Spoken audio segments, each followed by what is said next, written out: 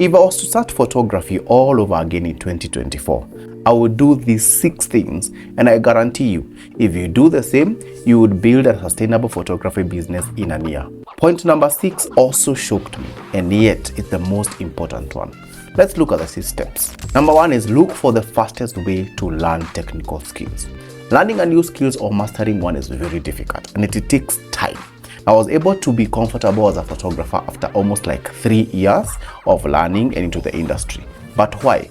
It's because my learning was not objective. I did not know what to learn first, followed by what and which is relevant and which one is not. This is why I wasted a lot of time. My breakthrough came when I realized the quickness of learning is determined by the material, practicality, and order by which concepts are delivered to you. And this is when I discovered online courses. Using a little money I had, I bought a course by Carl Taylor for $19, and that's how I learned in less than 3 months, more than that I had learned in 3 years. What's the point? The faster you learn and master your skill, the faster you start earning and focusing on growth for your business. What skills would I look for? One is understanding your camera and knowing how to operate it manually, and also with some semi-auto modes. Number 2, I would master lighting. Start with natural lighting. The fastest way to learn is from people that have been there and have succeeded. YouTube can be a start, but to accelerate the learning, I could invest in some low-cost courses. And as I earn, I upgrade to more advanced ones, even to pay for events and workshops when I have some money. And this is what I would recommend to you. Number 2 is to deliberately learn business skills. Now, it was after 7 years of my career that I realized that running a photography business is 80% business and 20% creatives. So with this knowledge, how would I approach starting all over again? I would straight from the go start seeking information about building, growing, and scaling a business. Now, which business skills would I be looking for? Number 1 is marketing and sales to bring clients to the business for cash flow. Cash flow is king. Number 2 is a skill on customer experience and relation. And this is so important so that you can satisfy your clients and build an experience they will always remember and to always come back. Number 3 is skill on business strategy and planning. How to project, plan, and strategize for growth. And this is like the work of a CEO, but if you want to grow, it's a skill you have to add on your bucket list. Number 4 is financial literacy. You don't have to be an accountant, but understand business finance, how to keep basic books of accounts, and how to make business decisions from financial data. And this is where most businesses stall and stagnate for years.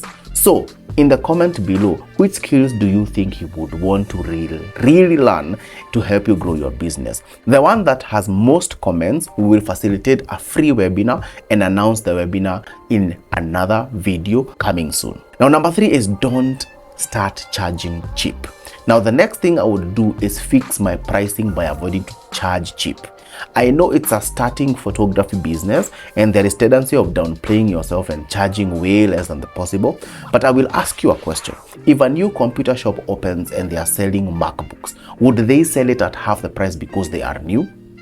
Not at all. They would sell it at market value or give a small discount to attract traffic, but not to make a loss.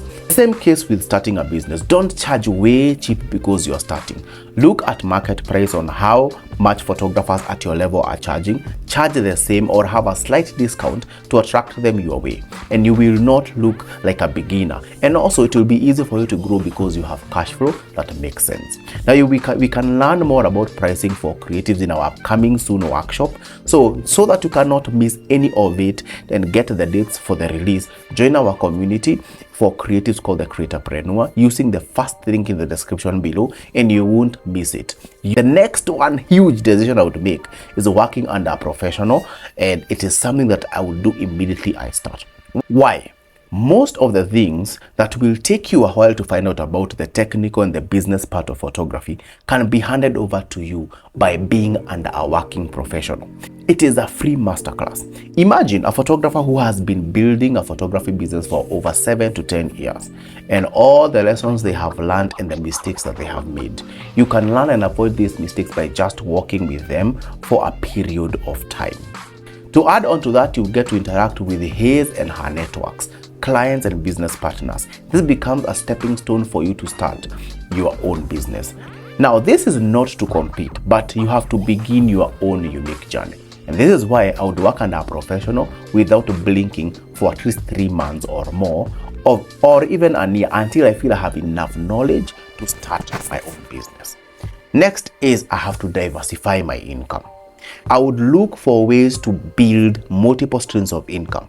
I assure you, getting clients is not as easy as you think. Actually, it's easier to maintain clients than to get a new one. So if you stay for a month without a client, how then do you survive and run a business? To substitute lack of clients, look for ways you can earn more money from your skill. Some of the ways you can consider are becoming a second shooter for other photographers. Actually, you could live alone on being a second shooter alone and earn a lot of money from it. Number 2, teaching others how to do what you do. Always know that you are better than someone. Use the skills to train others and get paid. Number 3, sell products like prints for your clients and others who want prints for their pictures. This can be in form of albums, wall boards, wall arts, canvas, and so on. This could be a huge supplement for your income. Number 4, you can get a job partially or be a consultant for businesses or people who have demand for photography services like fashion brands, products-based businesses, and even models. This will release you of pressure of not making money, and it becomes easier for you to grow a business. Again, what we call cash flow. Finally, number 6 is the one that even shocked me. I would think about being a big business from the word go.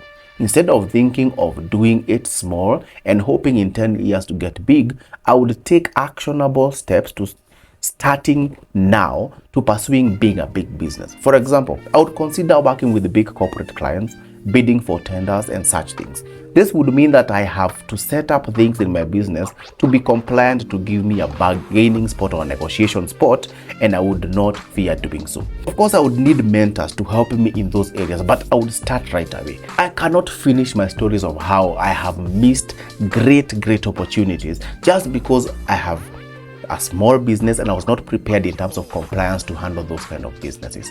I learned from the book E-Myth that you don't start small, you start big in a small way. Hope you learned from these 6 tips, and if you want to learn more about the business, make sure that you click this video here and it will take you to one of the best videos about business. So leave a comment below and see you soon.